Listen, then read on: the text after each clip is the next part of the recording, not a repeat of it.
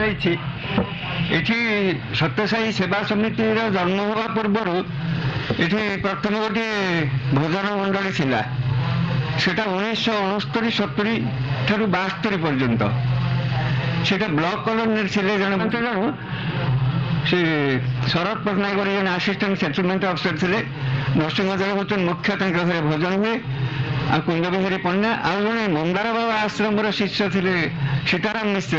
ଏଇଭଳି 4-5 ଜଣଙ୍କୁ ନେଇକି ଆମେ ଭଜନ ତାଙ୍କ ଘରେ ଆଟେଣ୍ଡ କରୁ ଏବଂ ପାଠଚକ୍ର ହୁଏ। ନାରାୟଣ ସେବା ମଧ୍ୟ ହୁଏ। ନାରାୟଣ ସେବା ସେତେବେଳେ କ'ଣ ସିଷ୍ଟମ୍ ଥିଲା, 69-70-72 ପର୍ଯ୍ୟନ୍ତ 4-5 ଘରୁ ଆମେ ପ୍ୟାକେଟ୍ ନେଇ ଆସୁ। ନେଇକି ମୁଁ ତାଙ୍କ ଭିତରେ ଯୁବକ ଥିଲି, ମୋତେ ଦିଅନ୍ତି ବାଣ୍ଟିବାକୁ, ମୁଁ ବାଣ୍ଟି ଦେଇ ଆସେ ନାରାୟଣ ମାନଙ୍କୁ। ଏଇଭଳି ଭାବରେ ଆମର 2-3 ବର୍ଷ ଚାଲିଲା। ସମୟକ୍ରମେ ମୋର ବଦଳି ହେଇଗଲା। ମୁଁ ଏଠୁ ଚାଲିଗଲି, ସୁନ୍ଦରଗଡ଼ ପଳେଇଗଲି। ଏବଂ ସେତେବେଳେ ମୁଁ ଯିବା ପରେ ପରେ ଏଠି ସମିତି ହେଇଛି। ମୂର୍ତ୍ତି ଭାଇ ଆସିଛନ୍ତି, ଆଉ ଅନ୍ୟାନ୍ୟ ଶରତ ପଟ୍ଟନାୟକ ଭାଇ ହେରିକା ଥିଲେ, ବାବାଜୀ ଭାଇ ହେରିକା ମଧ୍ୟ ଥିଲେ। ବାବାଜୀ ଭାଇ ଯେହେତୁ ସେଟଲମେଣ୍ଟ ଡିପାର୍ଟମେଣ୍ଟରେ ଥିଲେ, ଶରତ ଭାଇ ବି ତାଙ୍କ ସହିତ ସେ ଆସିଷ୍ଟାଣ୍ଟ ସେଟଲମେଣ୍ଟ ଅଫିସର ଥିଲେ। ତେଣୁ ସିଏ ସୋମବାର ବି ଆଉ ଜଣେ ଭକ୍ତଙ୍କ ଘରେ ପରେ ଭଜନ ହେଉଥିଲା ପାର୍କ ରୋଡ଼ରେ, ମୁଁ ଶୁଣିଥିଲି ତାଙ୍କଠାରୁ।